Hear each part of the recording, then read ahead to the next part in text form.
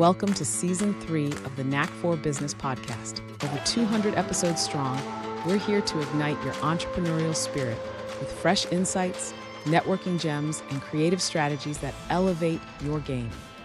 Are you ready to discover what your Knack for Business truly is? Today's topic is fancy job titles do not mean fancy leadership skills. The hosts are Bernie Fransgrove from Creative Insight and Wayne Pratt from Motivate You Inc.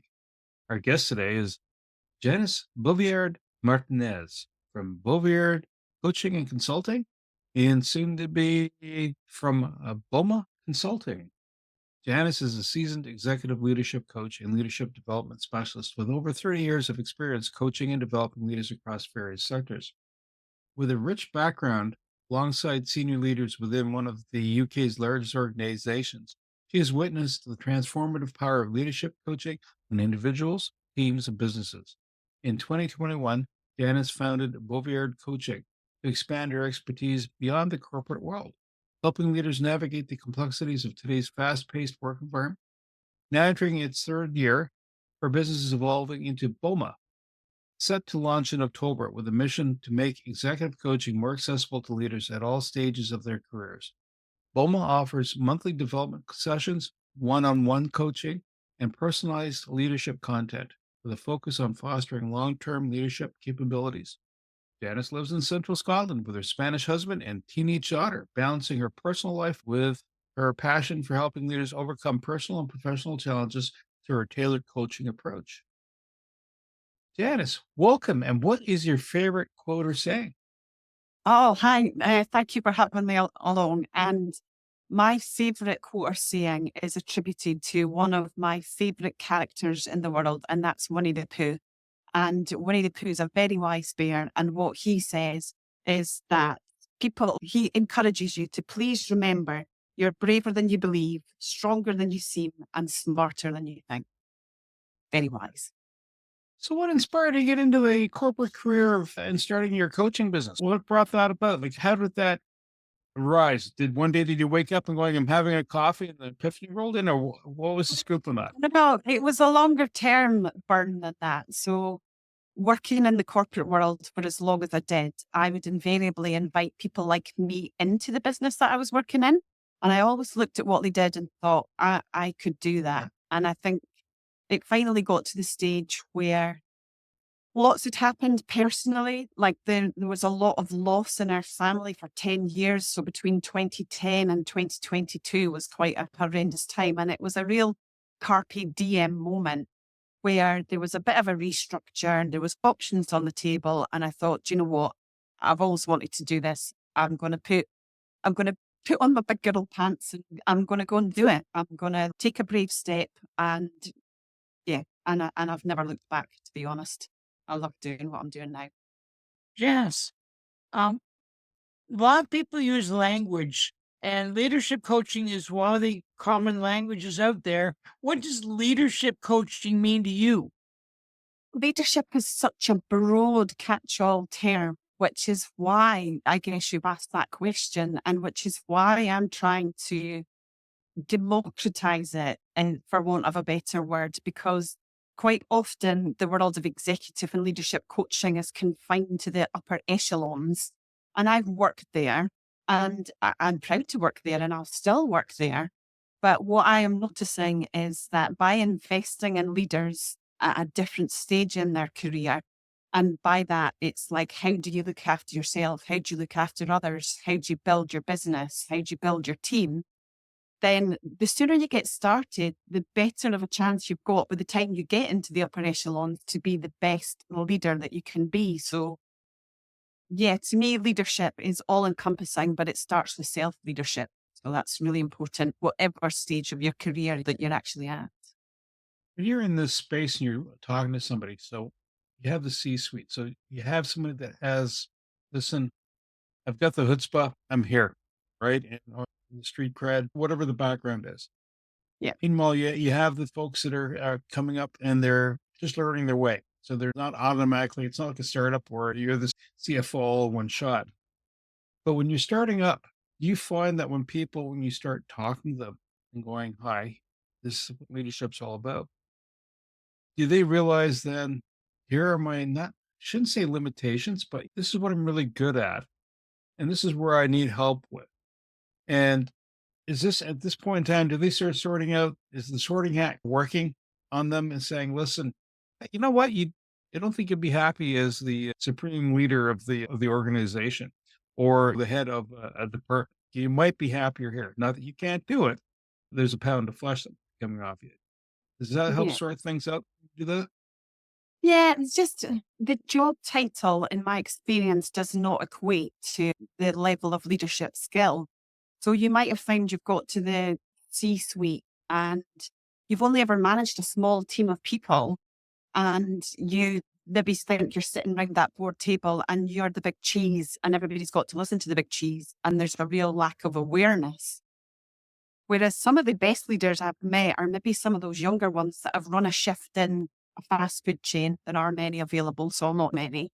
And they've actually learned how to handle people and lead through difficult situations and manage people. So it is it's totally different for everyone. And I think the role of the coach is to hold the mirror up with whoever they are at whatever stage they're at and just say, hey, have a look.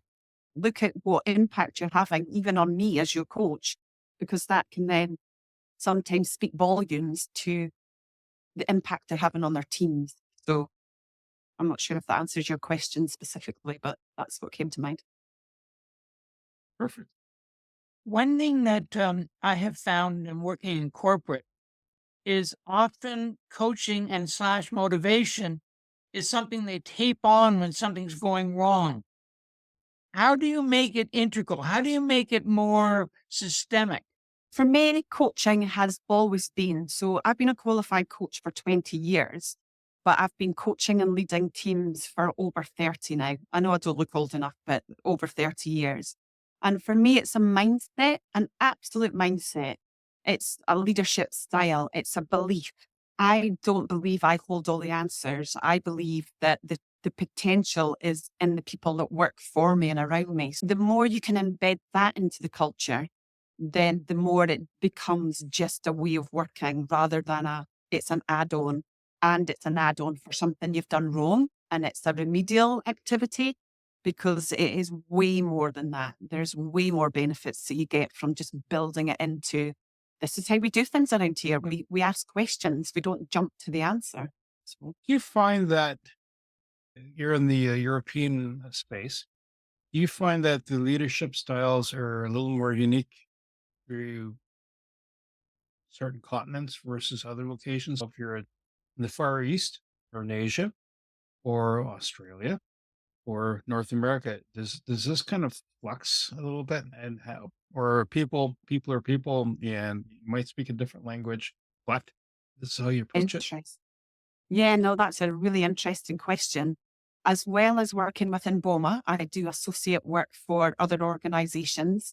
And so as part of that, I coach on a global leadership program. So today I've been coaching somebody who's Spanish but lives in Mexico, but also I coach people in the States. So I kind of work with people all the way around the world. And actually, people are people. There might be slight differences in business cultures, but actually, it's further cemented my belief that for fancy job titles don't mean fancy leadership skills. People believe they can do leadership development without perhaps the support that's really helpful. And there's a real thread of common themes across what leaders and teams are experiencing pretty much anywhere I've coached in the world so far. And that's not to say that there's maybe continents that I've not ventured into where I might find something different, but hopefully I'll get the chance to do that another day. Well, Antarctica and the penguins will be a different lot, though. I gather. I'm glad you mentioned it because I was going to. I'll look forward to that then.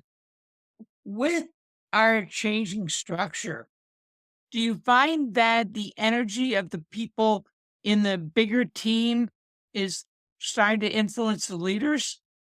Their energy in what way? Because they've got the job title. And we're talking ego here, do you think? I think what happens sometimes, you think having cheerleaders, here in North America at a football game or Yeah. a soccer game in Europe, right? You'll have different people that are raw, right, to build up the kinetic energy of the group.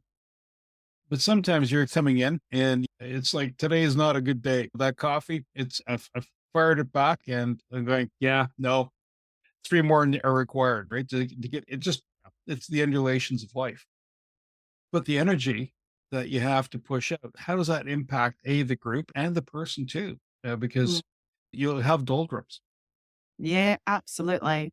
And I'm really fascinated with this area because I certainly, when I talk for the UK, and I think it's probably more global than that, there's been a 48% increase in the rise of burnout within businesses and with leaders. And I am fascinated by how people look after their energy and the impact that then has within the team, within the meeting, within. And I read an article a few years ago about the making of a corporate athlete. And I really think there's lots that we can learn from the world of sport to bring into the world of work. And so you've got to look after yourself physically as well as mentally and emotionally to be the best leader that you can be. So if you're going to walk about, do back-to-back meetings, not build in time for lunch, not have had a good night's sleep because you were working too late and you were on your phone doing emails, then you're going to have a negative impact because of the energy that you'll bring into that meeting room, for example. So you've got to start, like I said before, like with self-leadership, you've got to look after your own physical well-being, make sure you're hydrated, make sure you've got a break for lunch. Those kind of things really are helpful, I think, for the modern leader. And I've learned that the hard way, I have to say, like by not looking after myself. That's, I think, what's drawn me into that kind of whole area of give ourselves the best chance to look after our energy on all sorts of levels. I'm going to risk going into the weeds here. Burnout has been happening for a very long time, but it's only been talked about for the last little bit. Do you find that there is some remedial post burnout can happen within the organization? Because what used to happen is you quit, you go to somewhere else because you were burnt out. There was no way to redeem yourself in the corp you were in. Do you find there's some post remedial work that's being allowed to happen now? I think the emphasis of what people want from their work is changed and is changing generationally as well. So as people burn out, they perhaps go and try and work in an organization that gives them a different sense of purpose. I know the next generation coming into the world of work really seek that and have that as a high priority. Whereas perhaps the generation I'm part of was more of keep going, that's it, work harder. And I'm thinking I can't actually step away from this because of either financial obligations or even just like work ethic that's been drilled into you. I think the world is changing in that respect as well, where it is talked about more. It's more acceptable to talk about it more. That this wonderful thing, technology, that's been sent to make life easier has actually, in some instances, not helped us because you can go back to back on meetings now. And so there's a whole load of different things, I think, Wayne, that are playing into that increase in burnout. Like you say, it's always been there, but there's just a different approach to stepping off the treadmill for a while, perhaps. One thing that interests me, and actually this isn't for my audience, it's for me. I have found that coaching is essential in a corporation, but it's really hard to sell the KPIs, to let the organization know why you're a SKU that matters, why it's valuable on a money exchange basis. How do you sell KPIs? How do you sell metrics in an organization so that the work you're doing shows itself? Well, yeah, if I had the perfect answer to that question, I would have clients everywhere. It's a kind of absolute enigma. What I like to do at the beginning, so say I've been brought into a business to coach you, Wayne. I would have a conversation with you about what you are looking to achieve from it, what you would want to be different and better. And perhaps at that stage, we're able to put some ROI figures on it. But they might be measurable in terms of you want to improve a certain business aspect. So you might actually be able to put a dollars and cent figure to that. Or it might be more anecdotal. You want to be like, I'm going to take all my holidays this year, Janice. That's my goal. And I'll measure that on a more personal way. I think if I'm brought into a large organization, there tends to be a level above that would have a view in that as well, or wider metrics. Your line manager might help us to define some of the key measures and metrics to do that. But because coaching can get a bad rap if you don't do that. It's like, well, it was great. We had a lovely wee chat and we just used to sit once a month and have a cup of coffee. And that is not what a professional coach does. Somebody who's qualified and worth their salt will say, where are you going to get your ROI on that? Because I don't want to waste my time either, to be honest. It's got to be value adding for both. I don't want my reputation tarnished with she's nice for a cup of coffee, but we didn't actually get anything from the investment. Two-way street. And we're all working on it, I think, or most of us are. It's interesting because Wayne brought up a good point, and I'm remembering back to my corporate leg of the journey. Usually, my coach was my boss sometimes, but it depends how Yeah. much time my boss had, right? And if they're distracted by other monsters in the forest, you're not going to get the time, or they're on a project, or they're away. So They're the monster in the forest. Sometimes they're the monster in the forest. Sorry to interrupt. So maybe it's not the best relationship. So you want somebody else. You want a safe sounding board to go and say, how do I handle that person? And that might be your line manager. So interesting dynamic sometimes. Yes. The place had 10,000 staff. The odds are that you might not find the perfect match, but you're in the perfect job, but not a perfect match with the colleagues around you. So this kind of brings into another item. What are the common leadership challenges that you've seen across the board? Yeah, 'cause again, doesn't matter whether you're in the continent, which continent you're on, which business line you're in, whether you're in manufacturing, Yeah. retail sales, finance. What are the common challenges? I find myself, regardless if I'm working charitable sector, big business, anywhere in the world so far, I spend a lot of my time talking about several things. One of them is how to have a really good, crucial conversation, as I would call it. People say they're difficult conversations, but guess what? If you think they're difficult, then they're going to be. So I spend a lot of time coaching people how to actually provide clarity and say what needs to be said to drive performance or whatever the reason is.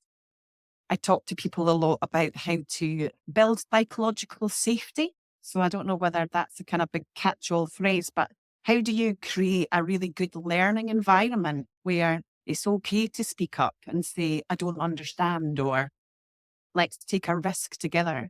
So how you build trust and confidence in your team that it's okay to say, look, I don't know what I'm doing here, for example. I talk a lot about that. And also, even in some of the biggest testosterone fueled leaders that I've come across in my career, inside there's still sometimes some work to be done on self-belief and confidence, because maybe some of the huffing and puffing on the outside is coming from a really different place on the inside. So that can be a bit of a theme across all different sectors that I've worked on. I'm sure there's more, but that would be my first three. I think that goes back to the adage that I think the self protest is too much. That expression where you're protesting too much about something, sometimes it's a reflection of the inside. Yeah, absolutely. And then it's if you are working in a team environment where that's the energy and that's what the leader is putting out there, but it's then coaching and developing the other people in that team. So how do you stand up to that? How do you give the feedback and share the impact that you're having on me when that's what the environment's like? So it's like being like a bit of a detective sometimes, Bernie, where you're like the presenting issue isn't always the issue, or people will say, come and coach my team, they're rubbish. And then by the time you spend like time with a leader and you're going, hang on a minute, let's start with you first. And then we'll go and talk to your team. So yeah, you have to do a bit of detective work sometimes. Now comes the ad portion. Tell me, Janice, what differentiates you from traditional coaches? Oh, apart from a Scottish accent, Which and I my really fellowship- like, by the way. Yeah, my ability to throw in Scottish words and cause like confusion on people's faces. I think it's all those years of experience, a healthy dose of reality. And I have led and coached teams for myself. So I don't stand there as the know it all. And this is, you do this and you do that and you do the next thing. I like to stand shoulder to shoulder with my clients and go, I feel your pain. I recognize your pain. I've learned the hard way. It's just, I'm a bit of a leadership development geek. So I'm more likely to have read the book, watched the video, digested all the facts, and then I can just condense it all and say, hey, try this and this. So it's that kind of encyclopedic knowledge and experience that I like just to put into little bite-sized tips and techniques. And then I encourage people to experiment. I'm not going to get it right first time. I didn't get it right first time, and I'm still not getting it right. So it's let's try something. And if it works, great. If it doesn't work, let's refine it. So it's just that constant learning, I think. And I'm still learning. People that think they know it all have got a lot to learn. And I like to learn with my coaching. Janice, one thing that really excites me, and I think is incredibly courageous, is your willing or desire to make it accessible. I would love to know some of the breakthroughs and setbacks, because I have found that if you talk to mom and pop about coaching, they think it's about helping their 9-year-old do soccer better. So tell me about how your journey about making it accessible and how you think it's going to work. Yeah. So hopefully when you have me back in a year's time, I'll be able to tell you about how accessible it now is, because this is really at the start of my journey as to how I not just focus on those really established leaders. It's how we look at the emerging and the experienced and help them with the key transitions. And what I'm looking to do is build a platform of high quality material and put it on my website. Hopefully, if I work out what I'm doing, get it on an app even at some point. So if there's any investors out there listening, give me a shout. Because I'd like to almost have this coach in your pocket type scenario. So you're going into a meeting, you're a bit nervous about the presentation you've got to do. What does it say on the Boma app about meeting? What were Janice's 3 top tips about going into a meeting? Boom, click on your app, click on meetings, and there's a little short bite-sized bit there that you can read and go, right, that's all I need for now. That's great. But actually, my Boma sessions, which will be 1 hour a month, which is building your leadership skills an hour at a time, you might sign up for one of those, because we'll go into way more depth on meetings. But I think what excites me the most at the moment is that emerging group and using technology to its advantage to be just like instant, easy, accessible, on demand and personalized. That it might have been done somewhere in the world before, but I want to give it a go from central Scotland and see what happens. So you just explained how you're going to scale it. You'll have a touch point. You're going to have a chat with somebody, and here's the app so that they can refer back to, and obviously come back to you for more information if they need. The app isn't helping me clarify. Yep. I need more. Yeah. How do you scale it up? Do you have a chat with the current leadership at C-suite, and basically they're going to let you come in and talk to the team, the rest of the team, the crew? But how do you onboard all these people? Like, how do you get them in alignment? Because you're telling them, listen, there's potential for leadership, and company's only so big. If they're not growing and expanding leaps and bounds, right? And the person says, I'm ready to be the CEO, and there's already a CEO in the position. Good luck with that. Unless, of Yes. course, you're having a coup d'etat, it's not going to happen. Like, how do you frame it so that their potential comes up, and then and it's not, if they're a future CEO of a business, that's not a problem. It might not be that business. How do you position it so that Sure. despair or not? I'm hoping this is where I can see Boma moving from to business to customer, to go straight to those people and at a budget or accessible or with enough interest that actually I'm just going to pay for that myself, or I see the value in that and it's something that I want to tap into. And I've done that. I don't know if I mentioned this before, but like I've done quite a bit of work with my nephews and nieces who are at that young adult stage and they're just moving into graduate positions or first leadership positions. And it's that type of relationship. If we can start working with those people on an individual basis as they then go into businesses and grow their career, then what I like to say is we've got your back and your future. Like we're building your career with you right from the beginning. So I can see the need to build relationships in universities through press releases.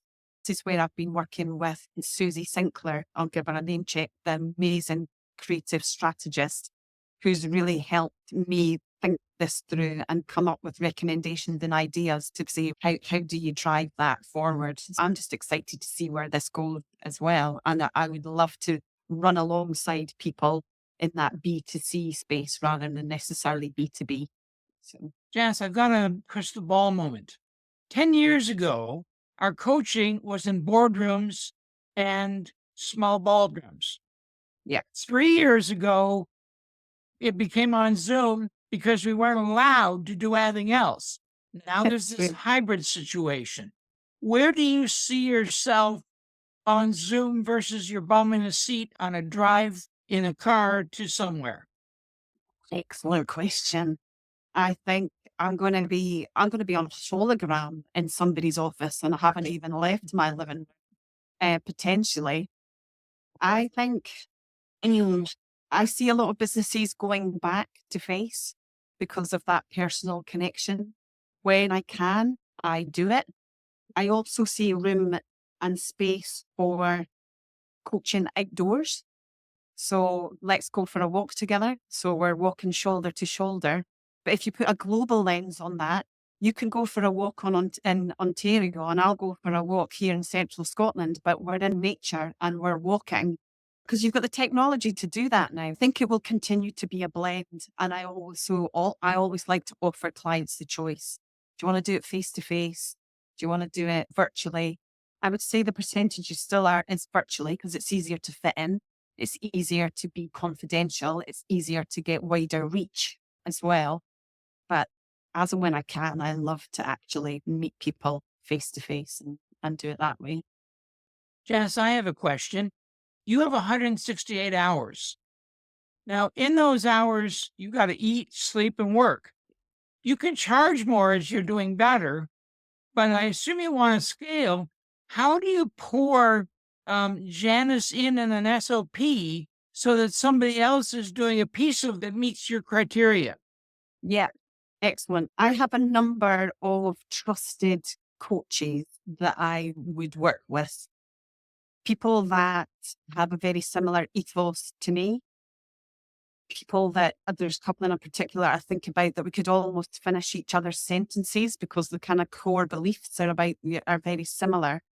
If I was working with other coaches, there is a real chemistry element for that because I would want to keep the essence of Boma, the essence of Janice to spread, which is where some of this online content will be me that can create that and then that can get spread and pushed out. But like I said, coaching's a mindset and a belief and it's about other people having the potential as well. So I might even end up coaching and training and developing people to take some of Boma on. I don't know. I'm thinking that's probably a few years off, but yeah, the chemistry's got to be there and the ethos and belief in learning's got to be there.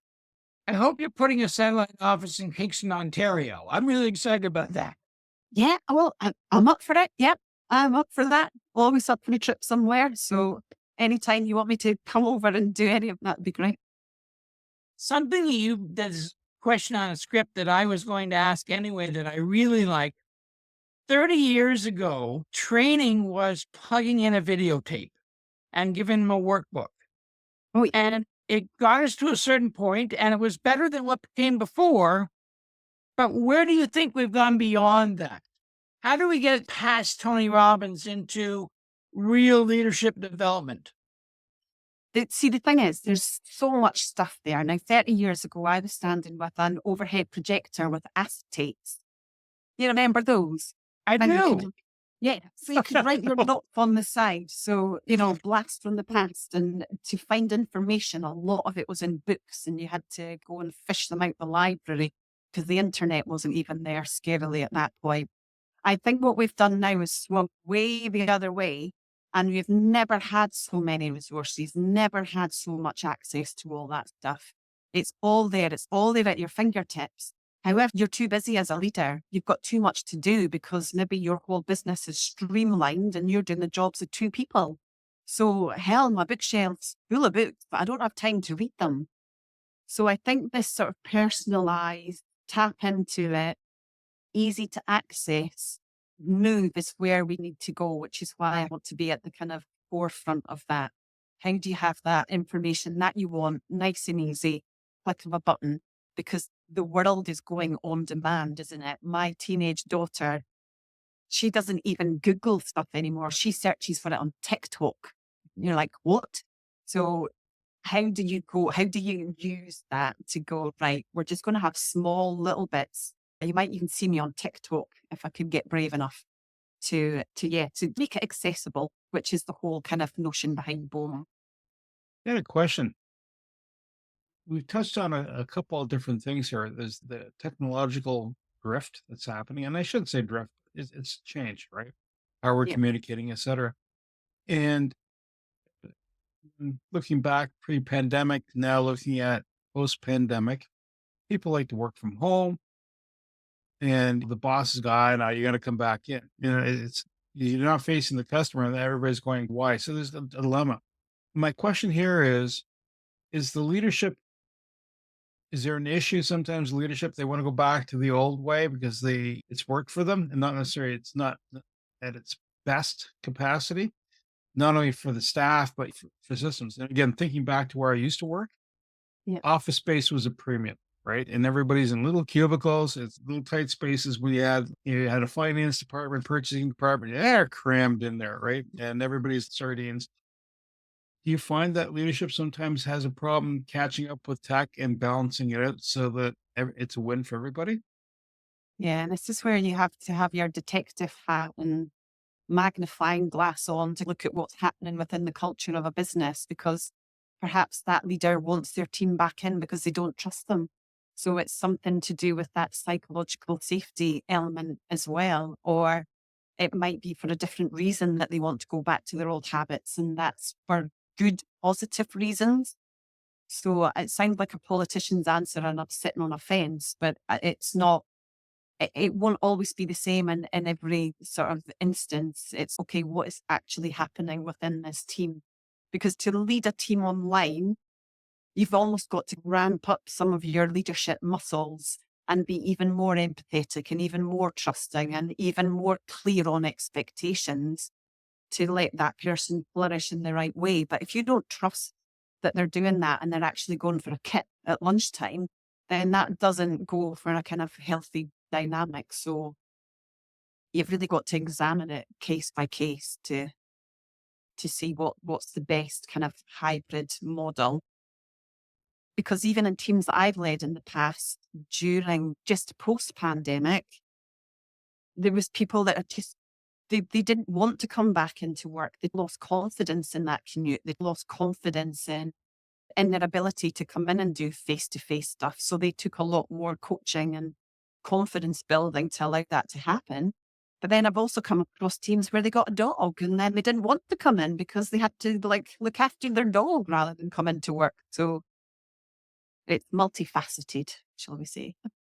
Well, I like the term when you talk about a political answer because here in Canada, the federal government is, I'll have to come back into work.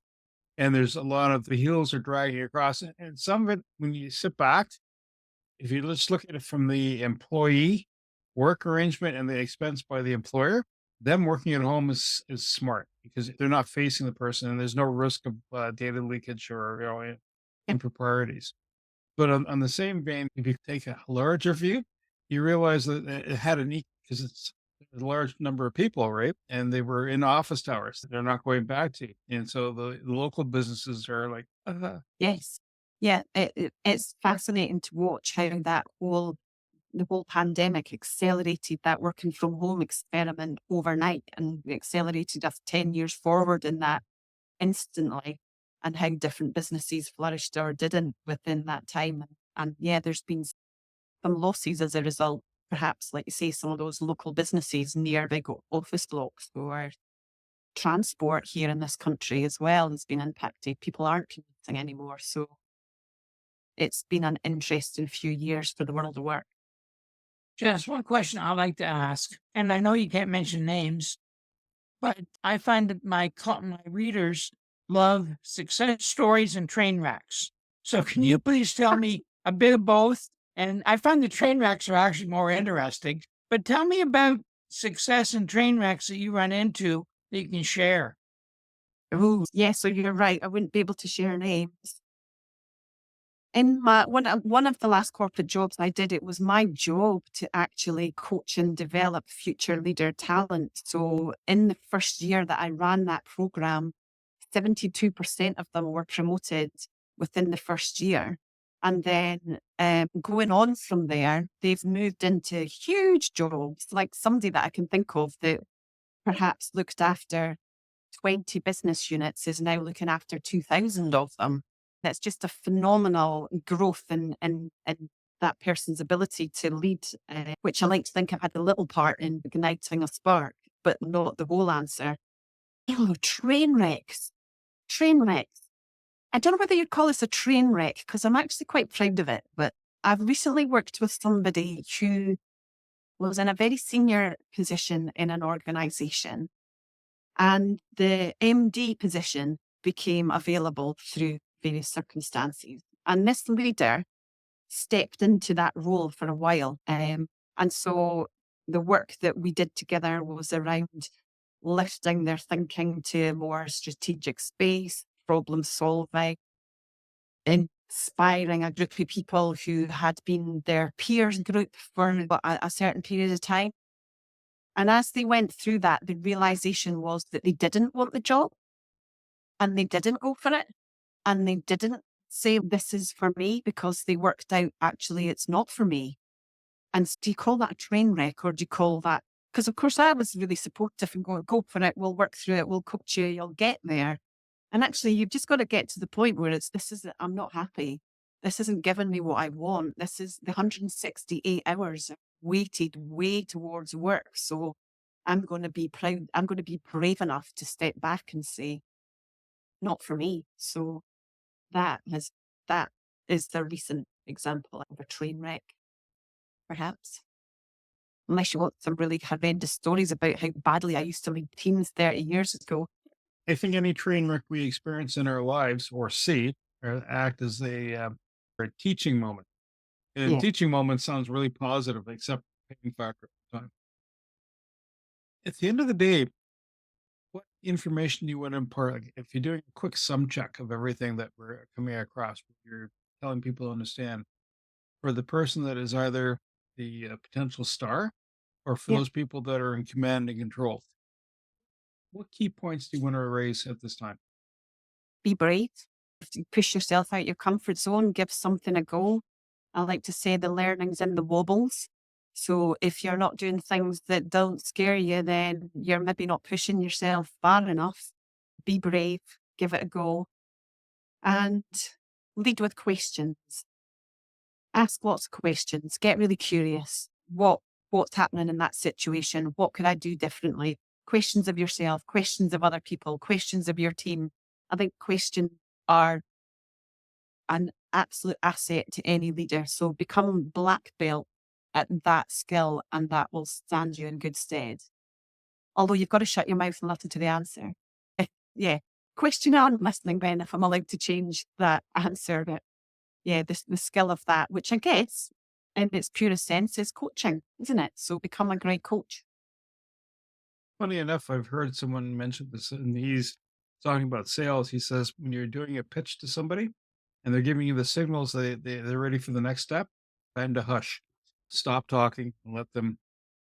Yeah. Uh, Yeah, you'll get your chance to say it. That's a Simon Sinek quote, I think. Learn to speak last. He's an absolute expert. So yeah, just shut up and listen, honestly. Hod your wisht, as we'd say here in Scotland. Janice, if this resonates with our crowd, how do they get a hold of you? So LinkedIn's probably the best way. So we can share my LinkedIn profile with them. The website, bomacoaching.com. Might go onto TikTok, like I say, might be brave, I don't know. Give me a follow on any of my socials. But by all means, website or LinkedIn would be the best way to find me. I'd love to carry on the conversation with anybody who's interested. I want to say thank you to Janice Boviard Martinez, my co-host Wayne Pratt, and you, the Knack for Business listeners. If you found this intriguing, you found this, hey, I want to lead, or you are a leader and you want to cultivate your crew below you, around you, reach out to Janice. She's a perfect fit for you. And she's also, if you're also a coach and you're looking to have the right skill sets, reach out to her also. To reach us, it's info@creativeinsight.com. That's info at creativeinsight.com. Website's creativeinsight.com. Wayne, how can folks reach you, sir? That's where's my website, motivateu.ca, MOTIVE, the numeral 8, the letter U, CA. And my email is wayne@motivateu.ca. If you would like to be a guest on this podcast and share your knowledge, let us know. We would also appreciate your feedback on the content or format. Check the show notes for more details. For these podcasts, we like to acknowledge the support and thanks to the following people: Carl Richards from Podcast Solutions Made Simple, a renowned podcast expert; Fred Crouch, who is the Property Wizard podcaster, where Bernie is a co-host; Jovan Strika from Hive, a co-working space that is more than just a space; then Melanie Weber, Bernie's invaluable business partner; and Wayne Pratt from Motivate You Inc., who serves as both a coach and co-host of these podcasts. Disclaimer: please note that the Knack for Business podcast episodes are meant solely for educational and general informational purposes. The information and opinions contained within are not intended to be professional advice on any subject matter.